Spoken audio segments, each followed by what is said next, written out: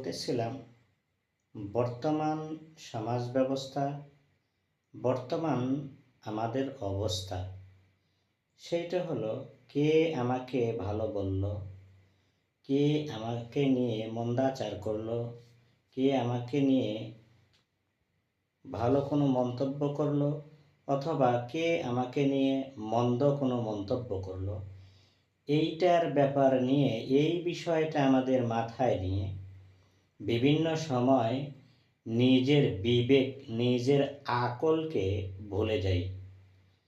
বিবেক নামক এক মহাদৌলত যে মহান রব আমাদের দিয়েছেন, এ বিষয়টা যেন আমাদের মেমোরিতে কোনো কাজই করে না। অথচ শেরে খোদা হজরত আলী কাররামুল্লাহ ওয়াজহাহু রাদিয়াল্লাহু তাআলা আনহু বলেন, দুনিয়ার মধ্যে কোনো ব্যক্তি যদি নিজের বিবেককে সামনে রেখে বিবেক বিবেচনা অনুযায়ী কাজ করে, কথা বলে, দুনিয়ার জীবনযাপন করে, কিয়ামতের বিভীষিকার ময়দানে ওই ব্যক্তিকে কোনো জিজ্ঞাসা করা হবে না।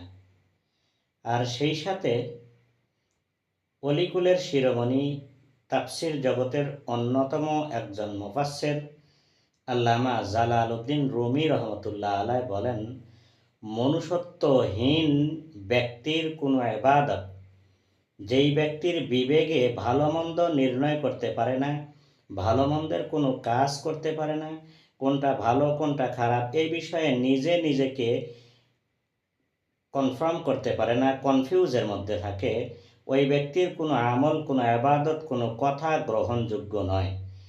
কে আমাকে ভালো বলল, কে আমাকে নিয়ে মন্দাচার করলো, মন্দ মন্তব্য করলো, এটা ভুলে যান।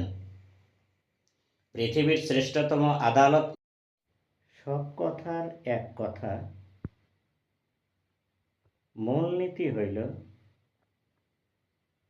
কোনো কাজ করা, কোনো কথা বলা, যে কোনো ক্ষেত্রে নিজের বিবেককে সামনে রেখে সেই অনুযায়ী জীবন পরিচালনা করুন।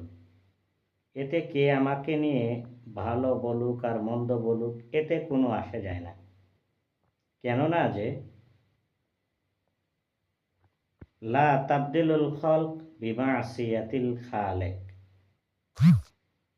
আল্লাহর নাফরমানি করে কোনো ব্যক্তি ও বস্তুর মন জয় করা সম্পূর্ণ হারাম।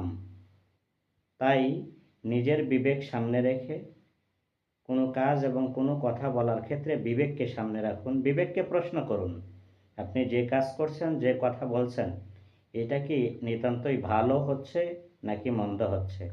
এতে করে মানুষের উপকার হবে নাকি ক্ষতি হবে? কাজটা নিতান্তই কোনো ভালোর উদ্দেশ্যে হচ্ছে নাকি অন্যায়ের উদ্দেশ্যে হচ্ছে? যদি আপনার বিবেকে সাক্ষী দেয় যে না, এটা ভালো কাজ বা মানুষের উপকার হবে, এতে কোনো ক্ষতির আশঙ্কা দেখা যায় না, নিশ্চয়ই আপনি গুডম্যান। পক্ষান্তরে যদি আপনার বিবেক এই কথার সাক্ষী না দেয়, পাবলিকে হাজারো পাবলিসিটি করলেও আপনি গুডম্যান নয়, বরং ইউ আর ব্যাডম্যান।